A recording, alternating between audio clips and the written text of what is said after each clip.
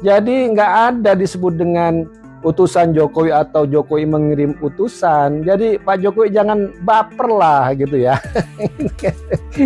Jelang sidang Hasto Kristianto pada 21 Maret tahun 2025, politikus PDIP Guntur Romli menguak sosok utusan khusus, menilai politisasi Hasto mirip dengan Ahok, dan menilai reaksi Jokowi berlebihan.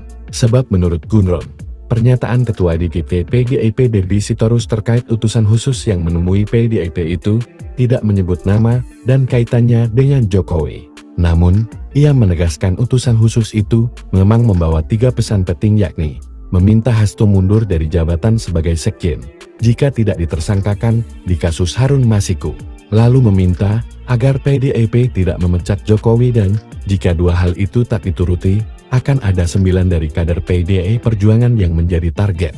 Menurut Guntur, kasus Hasto adalah kasus politik, bukan kasus hukum, dan sama persis kasus Ahok di tahun 2016 yang dipolitisasi dan dikriminalisasi dengan kasus penodaan agama. Sebab pada 14 Desember tahun 2024 itu, ada utusan yang minta Jokowi tidak dipecat dan Hasto mundur dari sekjen jika tidak akan menjadi tersangka KPK kasus Harun Masiku.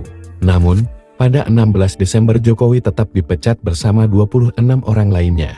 2 hari kemudian 18 Desember, ada perkembangan kasus Hasto di KPK. Lalu 20 Desember ada pelantikan komisioner KPK yang baru, dan secara bersamaan, puncaknya pada 23 Desember penetapan tersangka Hasto dan ditahan.